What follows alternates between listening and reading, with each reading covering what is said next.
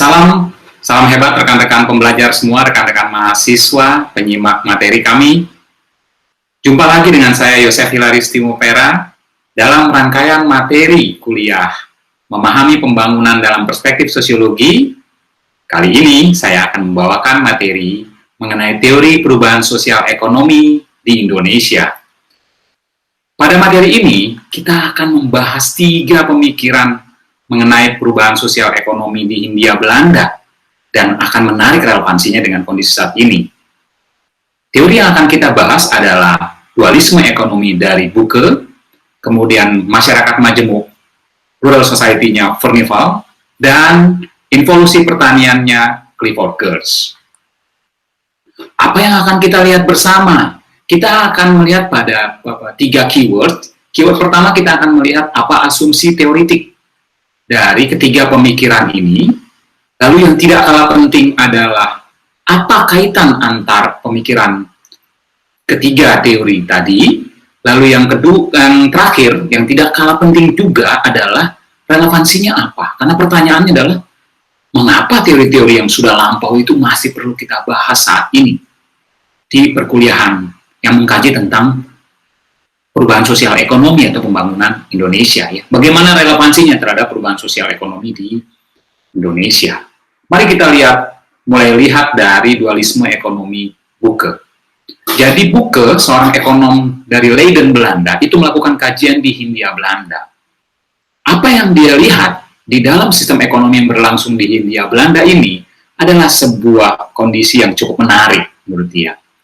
Dia cukup heran mengapa modernisasi sistem ekonomi modern yang dibawa oleh kolonial dan diterapkan cukup lama di Hindia Belanda saat itu ternyata tidak menular kepada sistem ekonomi tradisional yang dianut oleh penduduk asli pribumi di Hindia Belanda.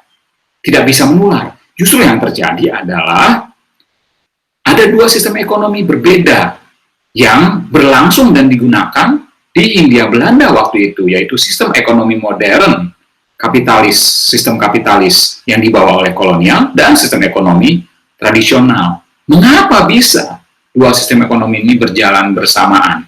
Apa yang membuatnya demikian? Bucke menyebut kondisi di mana 2 sistem ekonomi berlangsung bersamaan ini sebagai sistem yang namanya dualisme ekonomi atau sistem ekonomi dualistik. Apa itu sistem ekonomi dualistik atau dualisme ekonomi menurut Bucke? Sistem ekonomi yang dualistik ini adalah sebuah masyarakat di mana ada 2 sistem ekonomi yang digunakan secara bersamaan pada waktu dan tempat yang sama. Pada saat itu di Hindia Belanda ada 2 ekstrim. Ada sistem ekonomi tradisional prakapitalis yang digunakan oleh penduduk pribumi, penduduk asli, dan sistem ekonomi kapitalis, sistem ekonomi modern kapitalis yang digunakan oleh bangsa kolonial. Nah, kondisi ini terjadi karena prasyarat 2 sistem. Ya, ada 2 prakondisi, yaitu sistem sosial dan sistem ekonomi yang memang hanya berinteraksi secara sangat terbatas. Begitu, rekan-rekan semua. Nah, ini dua sistem ekonomi yang berlangsung, sistem ekonomi tradisional dan sistem ekonomi modern. Sistem ekonomi tradisional ini adalah sistem ekonomi yang diwarnai oleh unsur ketradisionalan. Jadi misalkan mereka kalau panen masih bareng-bareng, masih ikut panen sama-sama, tidak dibayar, tapi ikut kekerabatan, nilai kebersamaan. Ya, jadi sama-sama panen, tapi tidak dihitung sebagai faktor produksi. Contohnya gitu ya, bangun rumah, tidak bayar tukang, sama-sama bangun satu kampung. Nah, itu sistem ekonomi, sistem hidup yang tradisional. Nah, di sisi lain ada sistem ekonomi modern. Sistem ekonomi yang semuanya dilihat sebagai faktor produksi. Contohnya di pola perkebunan Belanda, itu semua pekerja dihitung sebagai faktor produksi. Sehingga bisa dihitung secara efisien dan efektif berapa profitnya. Nah, itu sistem ekonomi modern. 2 sistem ekonomi ini sekali lagi berlangsung bersamaan di Hindia Belanda pada saat itu. Sehingga disebut sebagai kondisi dualisme ekonomi atau sistem ekonomi yang dualistik menurut Bucke. Dan asumsi Bucke dipertajam dengan mengatakan bahwa Di antara dua sistem ini, ada yang superior, ada yang inferior, ada yang lebih dominan dari yang lain. Dan dua sistem ekonomi ini berlangsung sendiri-sendiri dan bukan transisi. Jadi tidak berarti kemudian sistem ekonomi tradisional kemudian perlahan berkembang menjadi sistem ekonomi modern. Tidak demikian. Karena memang tidak ada daya tularnya. Unsur ekonomi modern, kapitalis, sebagai unsur superior hanya berpengaruh kecil terhadap unsur ekonomi tradisional yang inferior. Nah, mengapa ekonomi modern berbasis kapitalis gagal dicangkokkan di Hindia Belanda waktu itu, terutama kepada masyarakat asli pribumi, karena sistem ekonomi kapitalis sistem ekonomi modern kapitalis ini hanya diterapkan secara terbatas. Misalkan pada kalangan masyarakat barat, ada di timur asing sedikit, di pola-pola perkebunan Belanda, pengelolaan perkebunan Belanda. Kemudian, ekonomi modern ini punya ciri pada masyarakat individualis. Sementara komunalisme masih sangat mewarnai kultur masyarakat kita ya di Hindia Belanda pada saat itu. Kemudian local value-nya masih sangat kuat dan mempersulit modernitas kemudian muncul sebagai basis ekonomi modern. Nah, kita beralih ke pemikiran masyarakat majemuknya Furnival. Apabila Buke melihat dalam sistem ekonomi, Furnival melihat pada struktur dan sistem sosial kemasyarakatannya.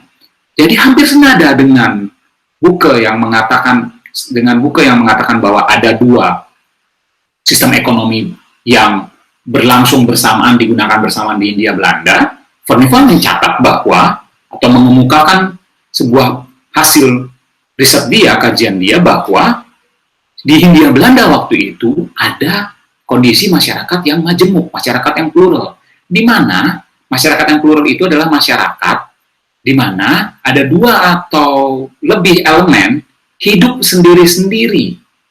Wah, hidup bersama di satu wilayah negara, tetapi hidup masing-masing, memiliki sistem sosial masing-masing dan kurang memiliki rasa loyalitas sebagai masyarakat secara keseluruhan.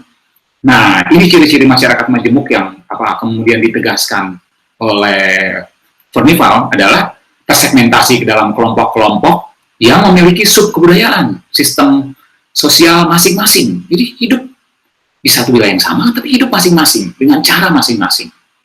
Rendahnya konsensus, tidak ada rasa kesepakatan kebersamaan. Sense of belonging-nya tidak ada, rendahnya konsensus, kecenderungan konflik tinggi. Integrasi ada sih, tetapi integrasi yang atas dominasi politik sebuah satu kelompok tertentu yang kemudian tumbuh di atas rasa paksaan integrasinya. Nah, tiga golongan yang hidup di struktur sosial masyarakat Hindia Belanda waktu itu adalah kelompok masyarakat Barat, Eropa, itu yang ada pada saat di derajat tertinggi. Mereka bekerja di pengelolaan perkebunan perkebunan Belanda. Nah, perkebunan kolonial. Nah, kemudian masyarakat timur asing, orang Arab, Cina, India yang berdagang, dan masyarakat asli Bumi Putra yang bekerja sebagai petani. Mereka hidup terpisah-pisah, ya, secara ras yang berbeda, kelompok yang diperintah dan memerintah. Nah, jadi struktur sosialnya ini juga seperti sistem ekonominya. Jadi ada beberapa lapis masyarakat, bukan lapis ya, tetapi beberapa elemen masyarakat hidup dengan caranya sendiri-sendiri. Mari kita beralih sedikit ke involusi pertanian Clifford Geertz. Clifford Geertz mencatat bahwa terjadi sebuah kondisi di mana sektor pertanian di Jawa itu kepemilikan lahannya semakin kecil, sehingga produktivitas pertaniannya semakin stagnan. Jadi istilah involusi ini adalah istilah yang cukup kasar mengkritik sebuah sistem pertanian di Jawa yang waktu itu sebenarnya lahannya hanya seluas itu saja, tetapi dibagi kepada lebih banyak kerabat, sahabat, keluarga. Jadi pengelolaannya secara bersama-sama kepada lebih banyak orang. Saya punya lahan 1 hektar, punya anak 4, terus. Nah, berbagi lahan yang sama. Jadi ciri involusi pertanian adalah lahan terbagi dalam satuan luas yang semakin kecil, karena terbagi antar keluarga dan kerabat. Produktivitas pertanian stagnan, karena lahan yang diolah hanya itu saja, tidak ada akses untuk inovasi, dan kesejahteraan petani itu rendah. Terjadi karena apa evolusi ini? Terjadi karena satu adalah eksploitasi dalam sistem tanam paksa. Sistem tanam paksa ini mengharuskan petani Jawa waktu itu membuka perkebunan gula untuk membayarnya sebagai pajak. Di sisi lain, pertumbuhan penduduk terjadi. Jadi penduduk mereka bertambah, mereka harus menanam padi untuk kebutuhan makan sendiri. Di sisi lain, mereka harus membuka kebun gula untuk kemudian membayar pajak. Akibatnya, mereka kemudian mengelola lahan yang sama supaya lebih ringan bisa bagi tugas di kebun tebu dan kebun padi, lebih banyak mengajak keluarga dan punya banyak anak dan sebagainya, sehingga involusi terjadi. Nah, inilah yang kemudian dilihat sebagai sebuah pemelaratan di Jawa oleh Clifford Geertz.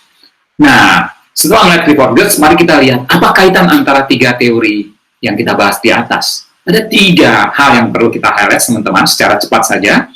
Yang pertama adalah, ketiga teori ini menjelaskan, secara implisit menjelaskan hal yang sama, yaitu menjelaskan mengapa ekonomi tradisional di Hindia Belanda, Jawa khususnya waktu itu, sulit dan lambat berkembang dalam mengadopsi kapitalisme. Kemudian yang kedua adalah menempatkan local value sebagai sebuah hal yang inferior, yang tertinggal, yang menjadi hambatan terhadap modernitas, baik itu modernitas ekonomi maupun modernitas sebagai value kehidupan secara umum. Yang ketiga adalah, secara implisit, ketiga teori ini menempatkan sistem ekonomi modern dan modernitas sebagai sebuah hal yang superior terhadap local value atau local economic, ya, sistem ekonomi lokal. Dan apa relevansinya? Relevansinya, Indonesia sulit bersaing di pasar bebas saat ini yang berbasiskan kapitalisme karena sistem ekonomi tradisional ini lambat dan cukup lama berkembang karena dieksploitasi oleh sistem ekonomi kapitalis yang dibawa oleh kolonial saat itu. Terlalu lama dieksploitasi, ya, post-kolonial. Sulit berkembang dari itu. Di sisi lain, kemajemukan dan heterogenitas ini menjadi faktor internal yang dilihat sebagai kondisi penghambat. Dan terakhir adalah, apabila tidak ada proteksi yang cukup bagi entitas ekonomi tradisional, maka akan semakin terpuruk di dalam sistem yang didominasi oleh sistem ekonomi modern ini. Rekan-rekan pembelajar semua. Kira-kira itu rekan-rekan pembelajar yang bisa secara ringkas dan cepat kita sajikan dan kita simak bersama. Sampai jumpa di materi selanjutnya. Salam hebat, salam sukses untuk kita semua.